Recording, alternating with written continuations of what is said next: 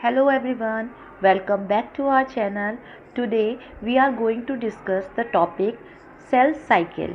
तो आज हम पढ़ेंगे सेल साइकिल क्या होता है और उसका क्या रोल है सेल डिवीज़न में।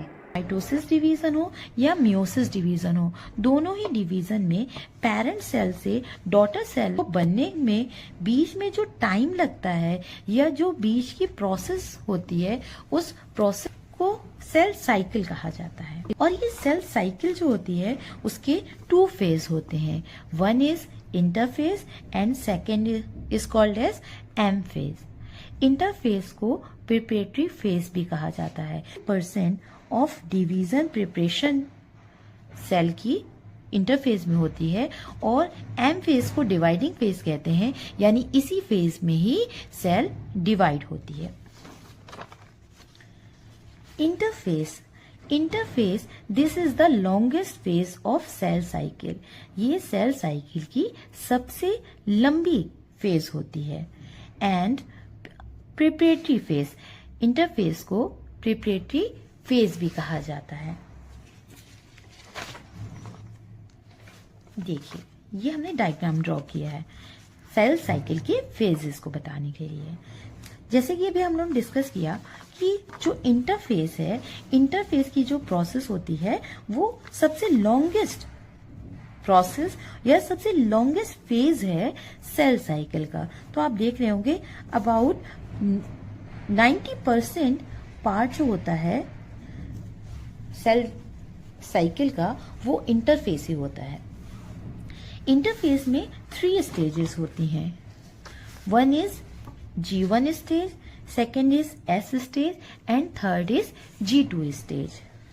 G1 स्टेज को गैप 1 फेज भी कहा जाता है या ग्रोथ 1 फेज भी कहा जाता है। और जो G1 फेज होता है वो 10 आवर्स तक होता है, यानी 10 आवर्स तक इंटरफेस की G1 फेज चलती है। इस फेज में सेल की ग्रोथ होती है, cell grows in size, cell का साइज इंक्रीज होता है। प्रोटीन सिंथेसिस अकर्स, प्रोटीन का सिंथेसिस होता है। हम जानते हैं कि हमारी पूरी बॉडी प्रोटीन की बनी हुई है और एक सेल से न्यू सेल बनने वाली है, तो उसके लिए किसकी जरूरत होगी? प्रोटीन की जरूरत होगी। और प्रोटीन की जरूरत होगी तो इसीलिए G1 फेज में प्रोटीन का सिंथेसिस होता है। Most of the cell organelles increases in number, और G1 फेज में ही बहुत सारे सेल ऑर्गेनेल्स के नंबर इंक्रीज होता है। Second is S phase, S for synthesis, it is also called as synthesis phase. Synthesis phase 9 hours की होती है। इस फेज में डीएनए का रेप्लिकेशन होता है और सेंट्रोसोम जो एक सेल ऑर्गेनेल है इसका भी डुप्लीकेशन होता है। डीएनए का भी डुप्लीकेशन होता है और सेंट्रोसोम का भी डुप्लीकेशन होता है, यानी नंबर ऑफ डीएनए डबल हो जाते हैं उस सेल के न्यूक्लियस के अंदर, और उस सेल के साइटोप्लाज्म में पाया जाने वाला सेल ऑर्गेनेल सेंट्रोसोम सिंगल होता है, वो भी डुप्लीकेट हो जाता है, वो भी 2 बन जाते हैं। So DNA synthesis and centrosome replication. S phase में डीएनए का सिंथेसिस होता है, या हम इसी को डीएनए रेप्लिकेशन या डुप्लीकेशन भी कहते हैं। एंड सेंट्रोसोम रेप्लिकेशन, सेंट्रोसोम का भी डुप्लीकेशन हो जाता है, वो भी डबल बन जाता है। 2 सेंट्रोसोम हो जाते हैं अब साइटोप्लाज्म में उसी मदर सेल के अंदर। द अमाउंट ऑफ डीएनए पर सेल डबल्स, जितना अमाउंट डीएनए का था उसका जस्ट डबल हो जाता है उस सेल के अंदर, मदर सेल के अंदर। Third phase is G2 phase, gap 2 phase, और इसी को हम कहते हैं ग्रोथ 2 फेज। पहले थी ग्रोथ 1 फेज और अब है ग्रोथ 2 फेज। इस फेज में क्या होता है? सेल की ग्रोथ कंटिन्यू चलती है, सेल ग्रोथ कंटिन्यूज, सेल की ग्रोथ होती जाती है। Organelles like mitochondria also replicates here. बहुत सारे जो सेल ऑर्गेनेल्स थे वो उनका नंबर इंक्रीज हो गया था ग्रोथ 1 फेज में। डीएनए और सेंट्रोसोम का रेप्लिकेशन हो गया था, वो डबल हो गए थे एस फेज में, और जो बच गया था माइटोकॉन्ड्रिया, एक सेल ऑर्गेनेल है, उसका भी रेप्लिकेशन हो गया G2 स्टेज में, और साथ ही साथ सेल की ग्रोथ होती जा रही है। G2 स्टेज जो होती है वो 4 आवर्स के लिए होती है, और ये इंटरफेज की लास्ट स्टेप होती है।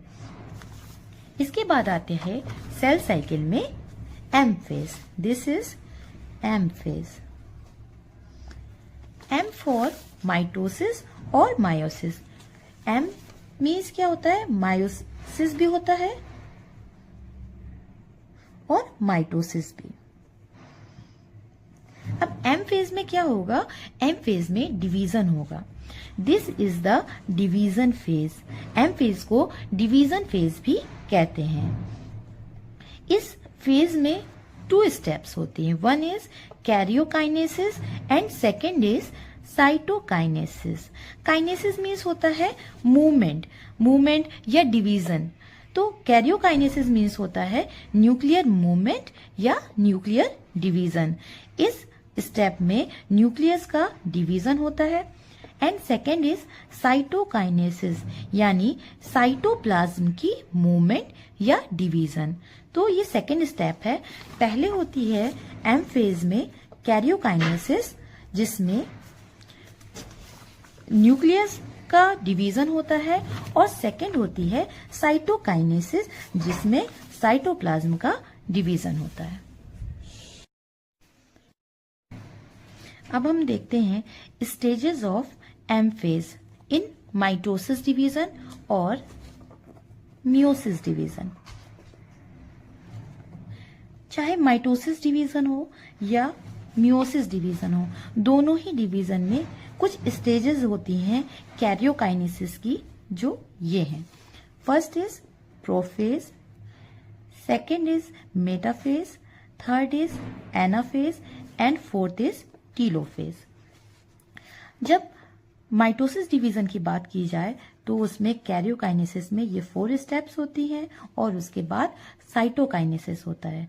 फर्स्ट ऑफ ऑल न्यूक्लियस का डिवीजन होता है, और उसके बाद साइटोप्लाज्म का डिवीजन होता है, और 1 मदर सेल से 2 डॉटर सेल्स बन जाती हैं, जो कि डिप्लॉयड होती हैं। यानी मदर सेल में भी नंबर ऑफ क्रोमोसोम 2n थे, 46 थे, और डॉटर सेल्स में भी नंबर ऑफ क्रोमोसोम 46 या डिप्लॉयड होता है।